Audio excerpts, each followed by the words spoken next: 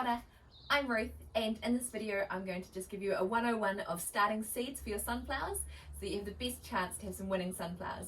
If you're in Spreydon, hopefully you will have received one of these in your letterbox. We've sent out 1,300 of them, but if you haven't, never fear. We've got an ice cream container full of seeds in my letterbox, so if you'd like to join in and you don't have any of your own sunflower seeds, join the Spreydon Sunflower Facebook page. And it doesn't matter what seeds you use, so if you haven't got this, if you can't get these seeds, any seeds are fine because the main thing is growing sunflowers. So to start your sunflowers, you need your seeds. And in here you can see there is a mix of seeds. These pink ones here are treated ones, they're skyscraper ones from King Seeds, and then there's other seeds that people from previous competitions have saved and donated, which is awesome. So we don't know what sunflowers are going to grow when you grow them. There'll be lots of different options. To begin, you need to get your seeds and have something ready to put them in. Now, one thing you need to be very careful of is Legionnaire's disease. Now, Legionnaire's disease I know is quite prevalent in Canterbury especially, and around New Zealand and possibly other places too. Legionnaire's disease is in dry soil and potting mix, seed raising mix. So when you're dealing with them, make sure you have a face mask on, which I know everyone these days has a face mask. So make sure you're using that when you've got your dry one. I've already done that, and what I've done is that I've watered it. And that's my tip for raising any seeds, is to water it first, because it means rather than watering after the seeds, when you water it, the seed can go and just move around in the container. If you water it first, then it's got nice even water to put the seeds straight into. So you can see it is nicely watered. So I've got this is a reused one that I've got from a garden centre, and inside has got some seed raising mix. The idea behind seed raising mix is it's nice and fine so that the roots can go down easy, and it's got slow release nutrients. But if you don't have this, if you don't have seed raising mix, never fear, garden soil is completely fine as well. So here I have what I'm going to do with my garden soil. This is a dishwash liquid bottle. I have thoroughly cleaned it, got all the bubbles out, and what I've done is I've cut the top and the bottom with just a little hinge, and then around the edges I have, you can see, made little holes for the water to drain out. So what I'm going to do is I'm going to go straight into the garden and fill this, and the bonus of this is it's got its own greenhouse with it, so it keeps them nice and warm. So let's fill this up. I'll put some water in it and then we can plant the seeds.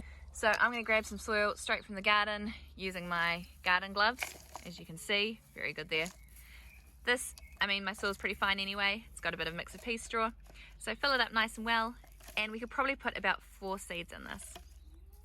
Okay, so don't do it as I do and cut the hinge too skinny because it's just come off. But the idea is you can easily hinge this on and off.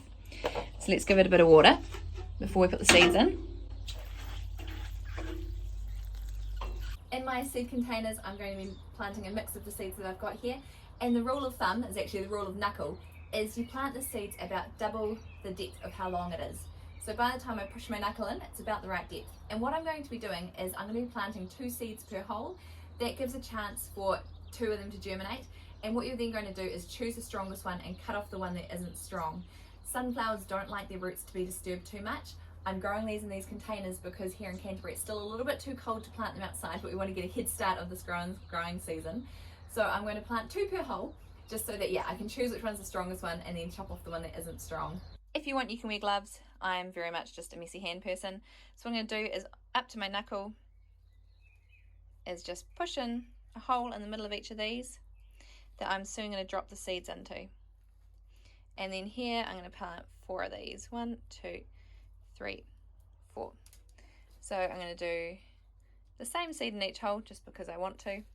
You don't have to do that. You can choose whatever you want to do. There are no rules here apart from just get them in the ground, because the faster you get them in the ground or in some soil, the more chance they have to grow and get big and strong, ready for the competition. And now that I've got them all in, I'm just going to quickly cover them over.